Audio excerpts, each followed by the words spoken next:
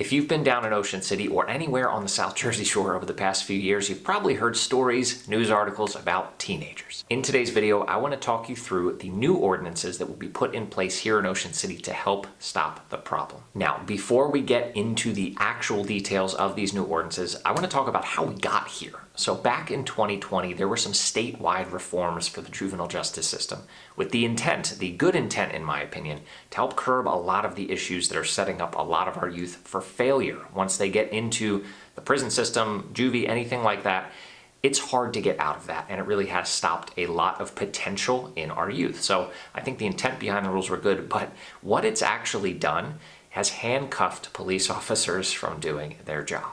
Now let's go through a few examples of what you would think a cop could do something about, and they actually can't. We all know that the drinking age in the state of New Jersey is 21, and unfortunately now, even if a police officer sees what they believe to be an adolescent, someone under the age of 21, or a minor, drinking alcohol, smoking weed, anything like that, they can't do anything about it. They can really only issue what they call a curbside warning. They can't take information, they can't put you in a car, they can't call the parents. They simply tell the kids to get out of here, go home. Now, that is not a very effective repercussion to breaking the law, and kids are smart. In the age of social media, which I know I use, I'm sure most of you use as well in some capacity, word travels quickly. So these kids are smart. They're sharing where the boundaries are, what you can and can't get away with. So this is not to villainize kids at all, but really the heart of this issue comes from these statewide reforms that took place that forced these law changes on all municipalities in the state of New Jersey, because Ocean City is not the only town dealing with this. This has gone through almost every other shore town at this point, depending on the year, and each town is handling things a little bit differently. Here in 2023, Sea Isle and Wildwood were the first to act, and Avalon, I believe, took care of things last year, where they started increasing the curfew, prohibiting backpacks, prohibiting a lot of different things that they believed were encouraging teens to gather and to do whatever it is that they were doing. And that ranges, again, from underage drinking to fighting to a lot of other things.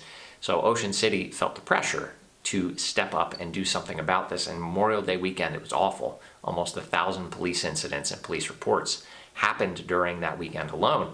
So here, City Council called an emergency meeting, and the mayor stepped up and he gave a great speech. I was second from the front, and I believe there's a picture circulating of me staring down at my phone. It's not that I wasn't paying attention. I was taking notes so that I could make this video for you to give you the details.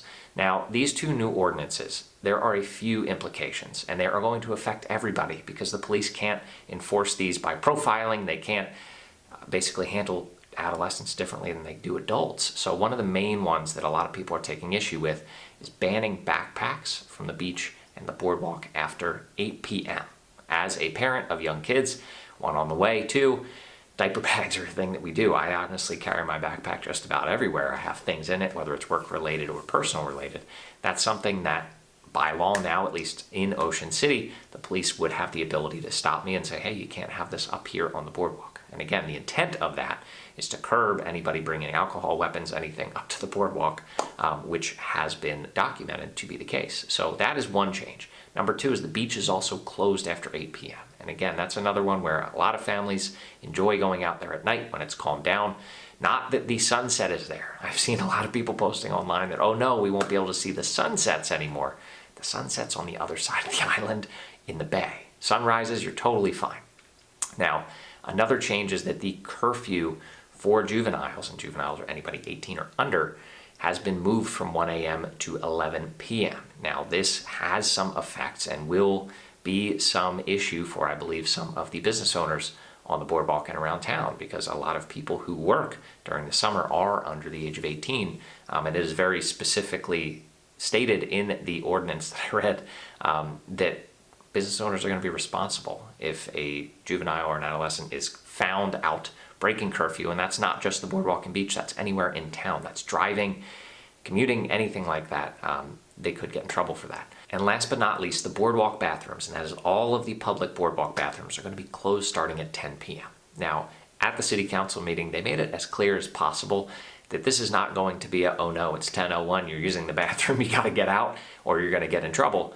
Same with the beaches. If you're on there at 8:01 walking towards, you're not going to get thrown in the back of a car.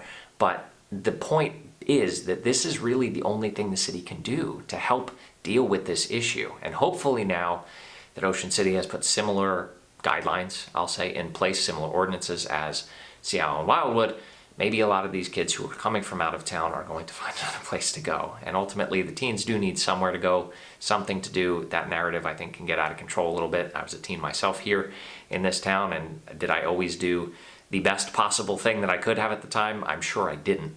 But I definitely never resorted to anything like we're seeing today either. So that is really it. You can find the actual specifics on the city's website, and I'll link it down in the description if you're watching this on YouTube.